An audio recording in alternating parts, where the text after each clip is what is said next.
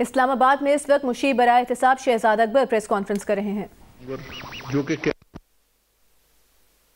کا اور حمزہ شہباز کا، اور وہ پیسے نکال کے ان کے اکاؤنٹس میں جمع کراتا ہے۔ بڑی ہی ان کے ترجمانوں میں ایک اور ترجمان صاحب وہ نوٹیفیکیشن ایشو کر بٹ صاحب ہیں، وہ کیا کہتے ہیں، ان کو نوٹیفیکیشن کمیٹی کا چیئرمین لگا دیا گیا ہے۔ اب دیکھیے جو کانفرنسز میں آ کے بیٹھتے ہیں تو اسلام آباد میں مشیر برائے احتساب شہزاد اکبر پریس کانفرنس کر رہے ہیں۔ اور اب آپ کو بتائیں، نائب صدر مسلم لیگ نون مریم نواز نے کہا ہے کہ خیبر پختونخوا میں پی ٹی آئی کو اپنے گھر میں شرمناک اور بدترین شکست ہوئی ہے۔ انہوں نے کہا کہ یہ پہلی سٹنگ حکومت ہے جو ایک کے بعد ایک الیکشن ہار رہی ہے۔ کوئی تھوڑی سی بھی عزت والا ہو تو خدا حافظ کہہ کر چلا جائے۔ انہوں نے کہا کہ عمران خان عوام کی جان چھوڑ دیں، تھوڑی سی جو عزت ہے وہ بچا کے چلے جائیں۔ مریم نواز نے یہ بھی کہا کہ عمران خان کے M P A M N A ان کے ساتھ نہیں، مشورہ ہے کہ پی ٹی آئی کا ٹکٹ لینے والے ہیلمٹ پہن کر عوام میں جائیں۔ پی ٹی آئی کا ٹکٹ رسوائی کا نشان ہے، عمران خان کو چاہیے ابھی بھی موقع ہے، عوام کی جان چھوڑ دیں۔ دوسری جانب وفاقی وزیر اطلاعات فواد چودھری کا کہنا ہے کہ خیبر پختونخوا میں جے یو آئی کی جیت پر مایوسی ہوئی، فضل الرحمان کو اقتدار ملنا بد نصیبی ہے۔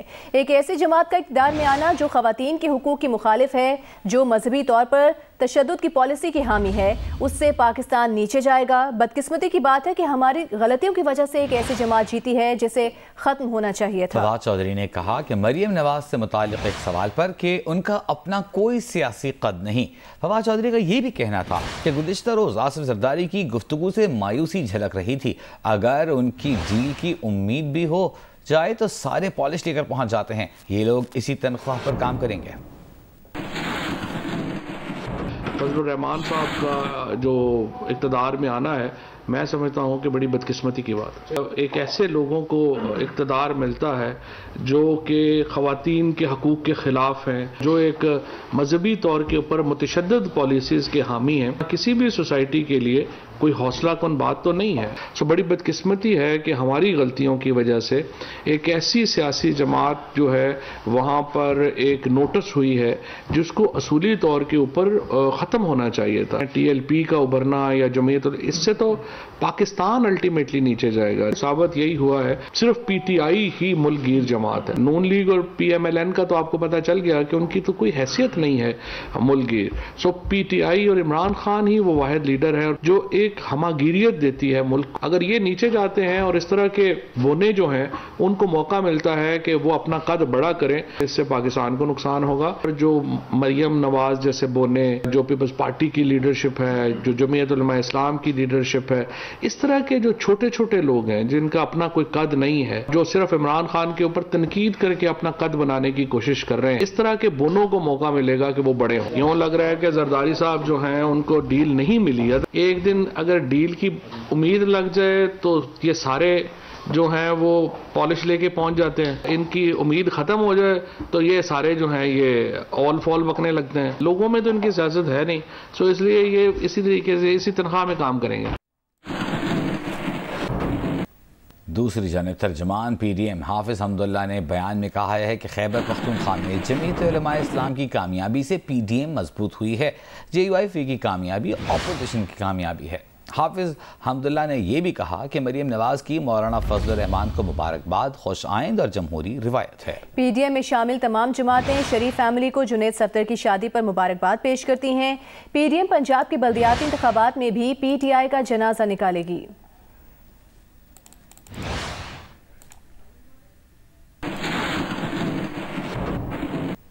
کچھ بات خیبر پختونخوا کے بلدیاتی انتخابات کی تو خیبر پختونخوا کی سٹی اور تحصیل کونسل کی 64 میں سے 55 نشستوں کا غیر سرکاری غیر حتمی نتیجہ آ گیا ہے، جس کے مطابق جمعیت علماء اسلام فے کو 20 نشستوں پر کامیابی مل گئی۔ تحریک انصاف کے امیدوار 13 تحصیلوں میں جیت گئے ہیں، 9 آزاد امیدوار، اور اے این پی 6 تحصیلوں میں فاتح رہی۔ مسلم لیگ نون 3، جماعت اسلامی نے 2 نشستوں پر کامیابی سمیٹی۔ ٹی آئی پی اور پیپلز پارٹی کو 1 نشست پر کامیابی ملی۔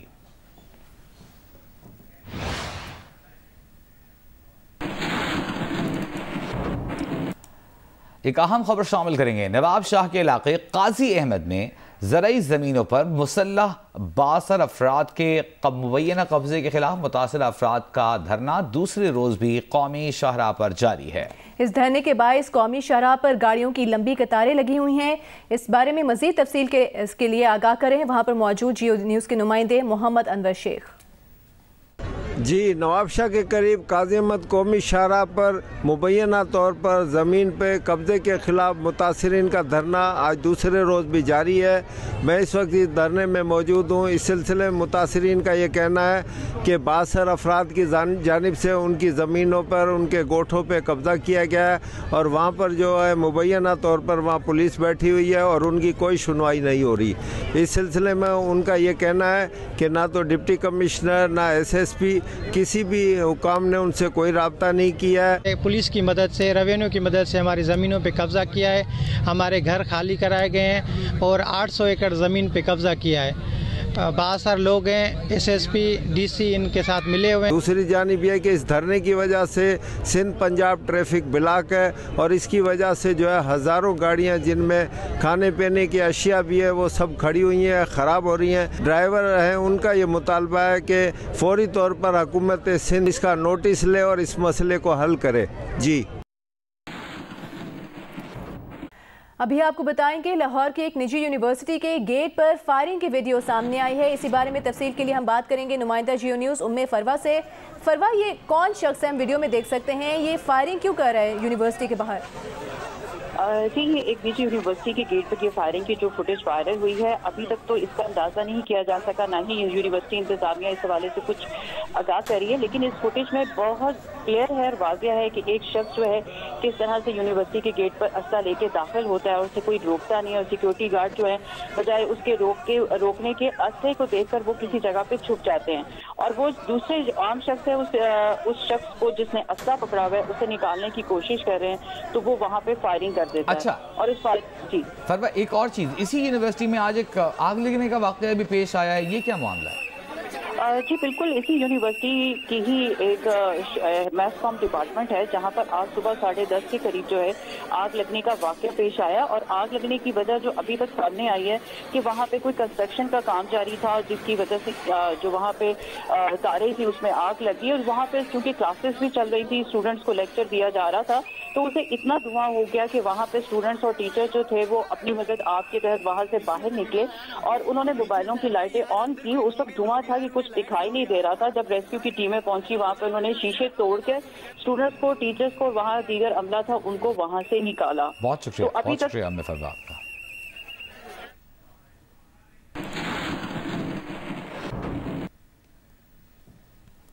اور اب آپ کو بتائیں، لاہور ہائی کورٹ نے DG نیب جمیل احمد کی تعیناتی کے خلاف درخواست پر وفاقی حکومت سمیت دیگر فریقین سے 25 جنوری تک جواب طلب کر لیا۔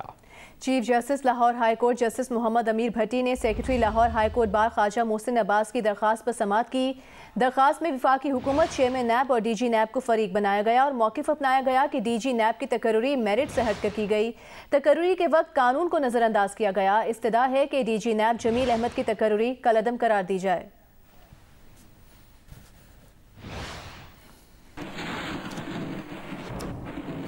وزیر اعظم عمران خان کا کہنا ہے کہ ماضی میں حکمرانوں کی ترجیح عوام نہیں ڈالرز تھے، عوامی مفادات کے خلاف خارجہ پالیسی بنائی گئی، غلط فیصلوں کی وجہ سے ملک نیچے جاتا ہے، جیسے ہی ہم ترقی کرنے لگتے ہیں ڈالر کی کمی ہو جاتی ہے۔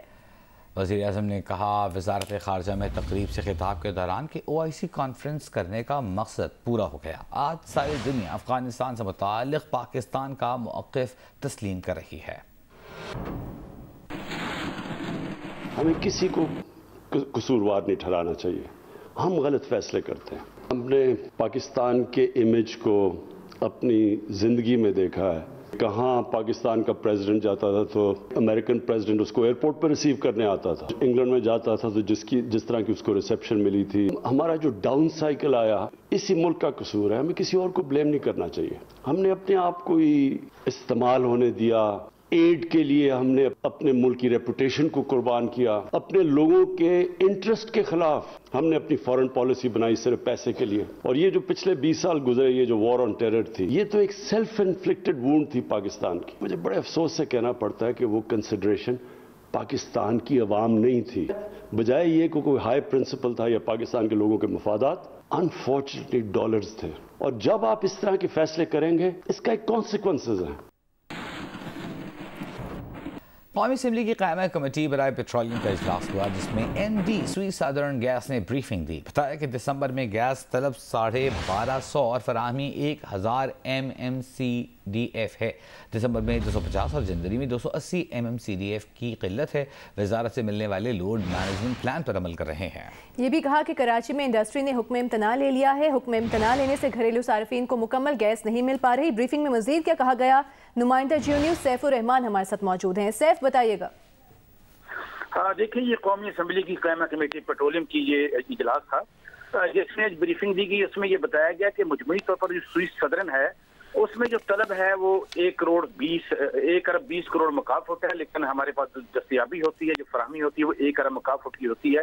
تو اس طرح دیکھا جائے تو باقی جو ہے وہ شارٹ فال ہے.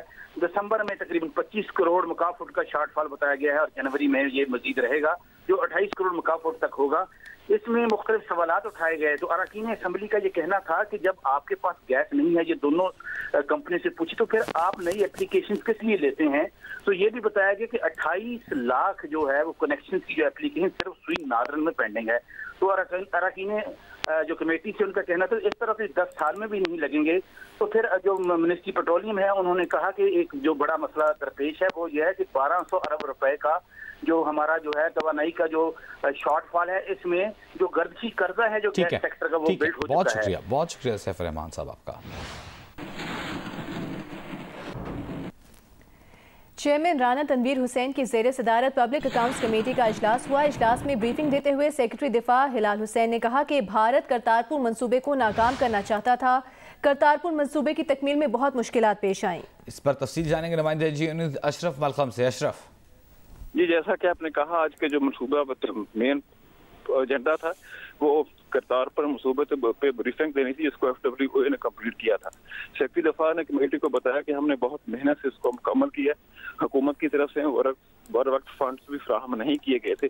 ہم نے قرض لے کر اس کو مکمل کیا. بعد میں حکومت نے فنڈ جاری کیے اور اس کو ریکارڈ مدت میں مکمل کیا گیا ہے. اس کے علاوہ ان کا اراکین کمیٹی نے سوالات اٹھائے کہ FWO وزارت دفاع کے لیے کام کرنے کا ادارہ ہے، لیکن وہ سڑکوں پہ کیا کر رہے ہیں، خاص طور ٹاور پلازاز پہ اس پہ اپنی مرضی کے ریٹ لے رہے ہیں اور سڑکوں کی کوالٹی گر گئی ہے، پہلے سے کھڈے پڑ گئے سڑکوں پہ. جی ٹھیک ہے، بہت شکریہ اشرف ملخم.